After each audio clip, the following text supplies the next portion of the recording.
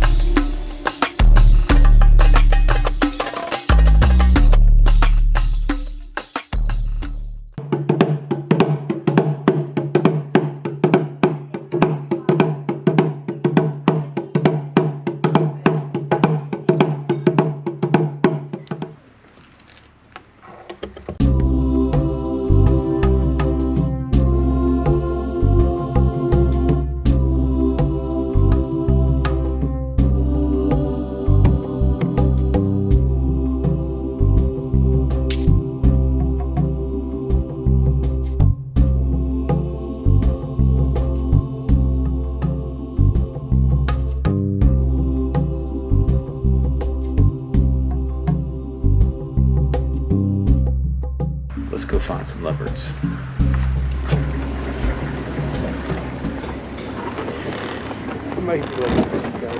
Yeah. Gangs if I was in any other lands, I would have said you're mad. Yeah. You're not in one No wonder they call it Land Cruiser. How do we get out of here? The airlifter. Speed and power. Leopard hunting. I thought there was a good chance we might tip over. Me too. That wouldn't be great.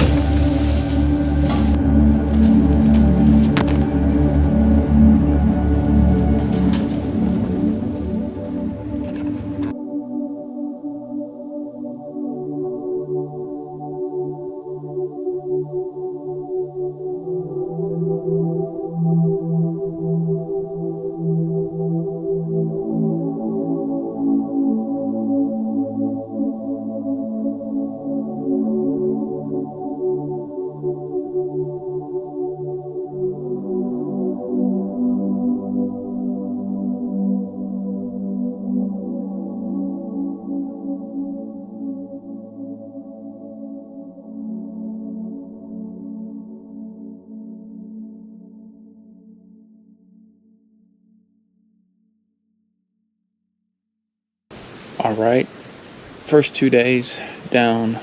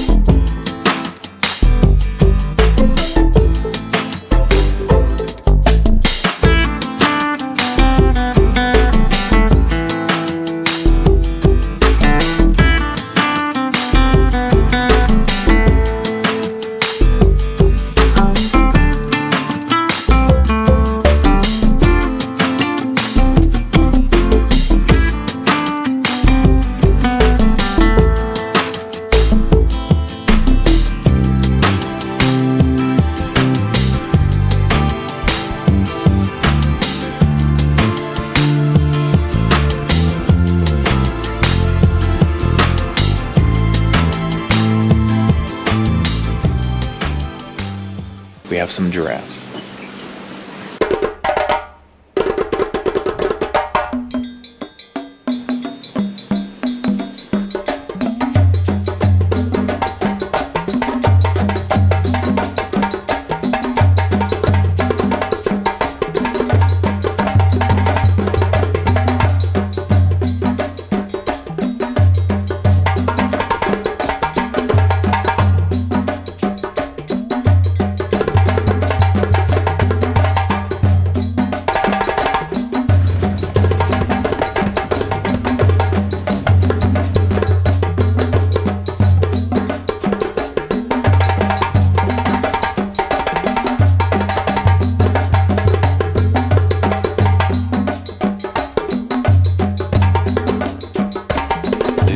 leopard. He likes to hide. I like the big, Big burly, scratchy one. yeah.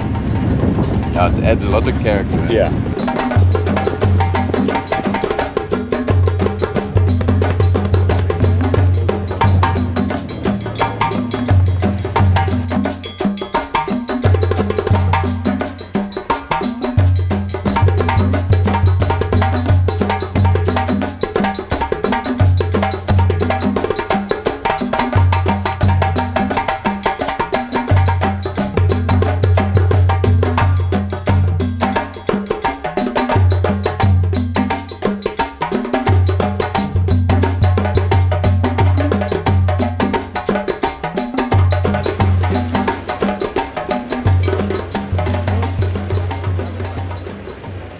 This wild dog's got a wire around its neck. I need to phone someone and someone needs to come and help you.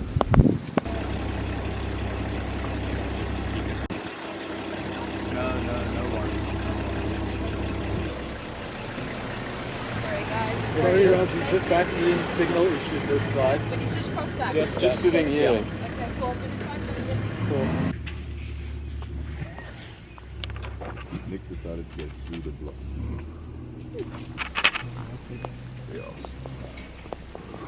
Where was it? Because a wild dog is such a critically endangered animal, I actually think they may send a helicopter out as well.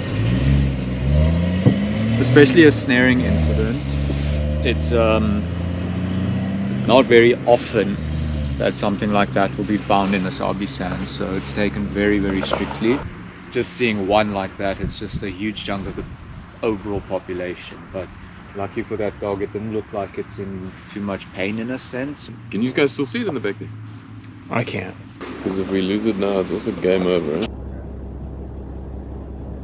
The people we phoned are the conservation managers of Sabi Sands. So we've got Roz and Dylan. Roz is now with us with the dot, and then what will happen is Dylan is out to try and shoot an impala. The reason for that is then to keep the dog in a specific area. That way they can work on dotting the dog. What she said is if they do the work on the dog as well, they will let us know. And then if it happens on this side, we're allowed to be there. If it's that side, it's a little bit more tricky because of the traversing, right? She's just asked if it's okay if we hang around for a little bit just in case he does move off. Then we've got 2 vehicles here, but hopefully Dylan, the conservation manager, will be here within the next 10 minutes or so. Adam, there's a little bit of a termite mound just on the left here, just coming across this way, but we didn't get visual in the past maybe 8-ish minutes. I'll pop back and check with the drone up. Okay, perfect. Would you like us to do anything or just sit tight for now and see if we do get any visuals? See if you guys can get up with I'll Okay. be straight back. Perfect, no problem, Bill. Good luck. Thanks. Well, I wanna know it from the point where it's a happy ending. Right now we're still in the fight. Thing is, at least it's not a dog that's stuck to a tree with its shoulder gashed open or something like that. What poachers will do is they'll go and they'll place hundreds of snares along an area that an animal will walk along, and then what the intention is to catch as much as possible and then get usually the meat from that. But now if you get a situation where you've got a wild dog, what if you've got a cheetah, what if you've got a leopard that's been stuck in a snare, what can you guys think that human beings would want to get from the animal if it's not the meat? There's the whole side of things of the skin, the fur, the claws, the traditional medicine. It goes on and on and on, and it's just disgusting.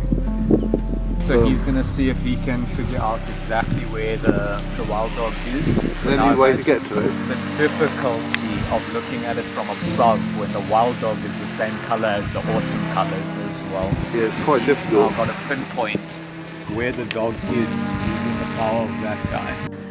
I think what they'll do is they'll remove the snare, do a little bit of treatment around the snare wound, and then let it back out with the pack. A wild dog is so critically endangered.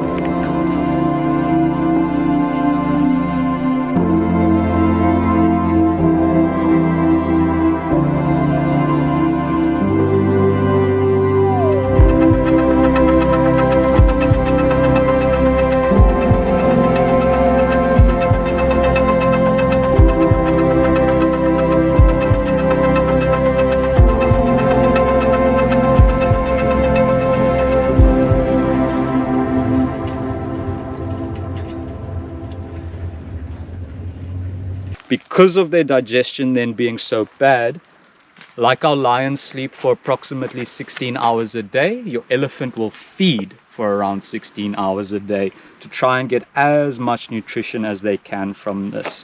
So no matter how much I squeeze it, there's no moisture coming out of it.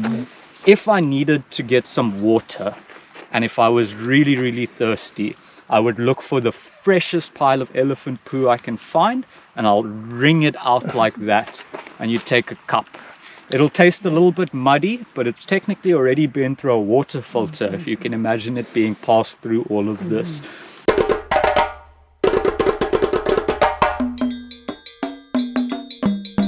We call this a copper dung beetle.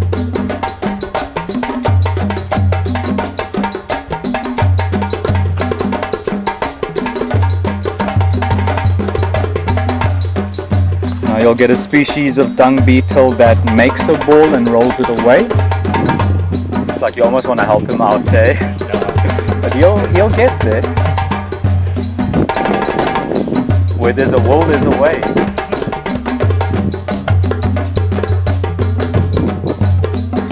Remember, even as small as he is, his instinct tells him you've got to pass down your seed. You've got to make sure that your genetic carries around.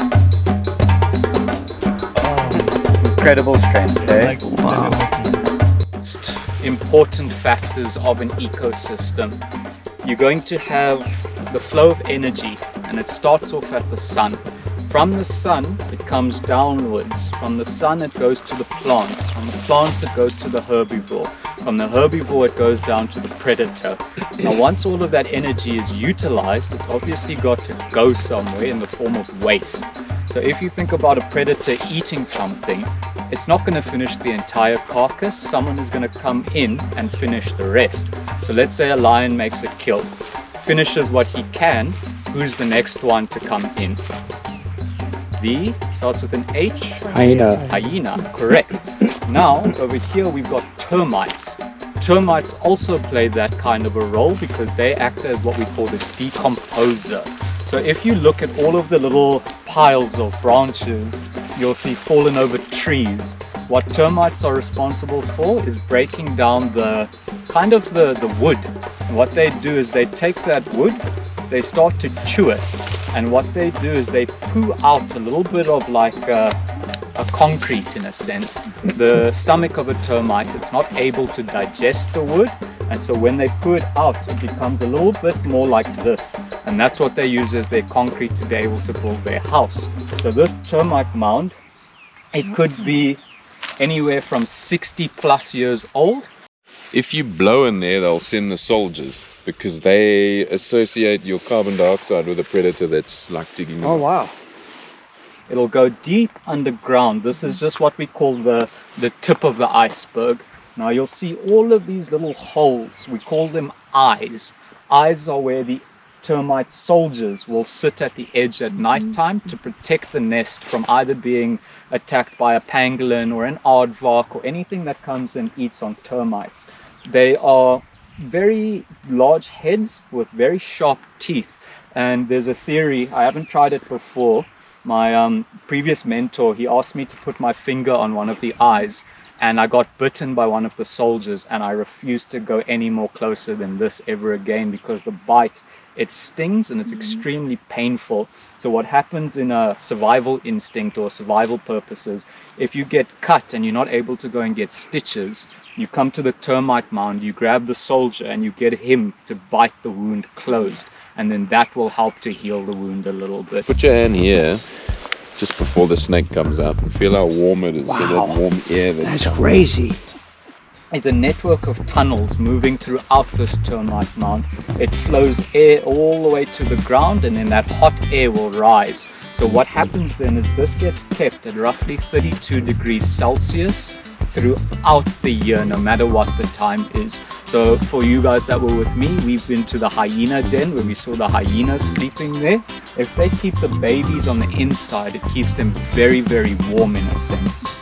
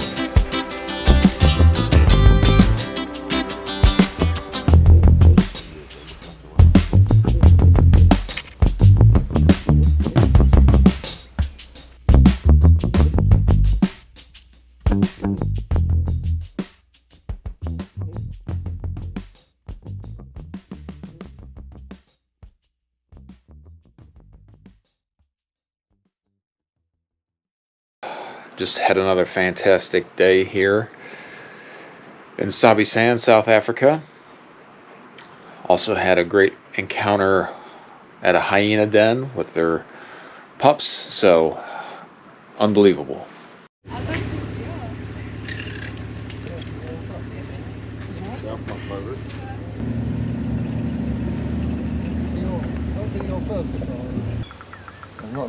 Nothing here really photo-wise, but nice to see for you guys.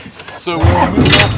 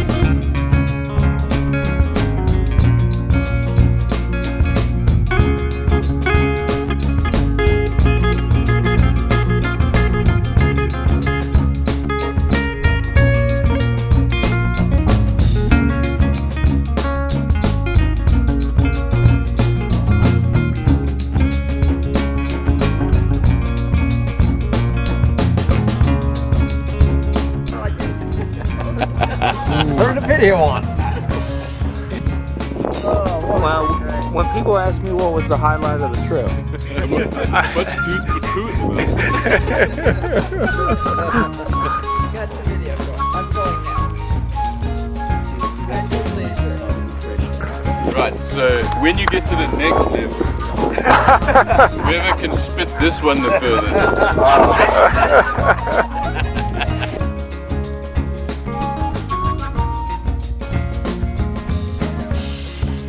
you're doing a great job for us. Just getting everyone back from the game drives. He was in his office, or he quickly walked in through his office into the office. He thought that his girlfriend, who was the lodge manager at the time, he thought she was walking into the office, and so he went and he hid behind one of the walls, and he came out to go boo to his girlfriend. And what did he run into? He ran straight into a hyena, and so he realized he has to chase this hyena straight out of the lodge. And I'll try and record everything. I'm not very good at writing things down though, so Yeah. I'll try, because I've already tried 3 times now and I haven't Yeah. yet. So. That's why I got this. Yeah, it's fine. the lodges.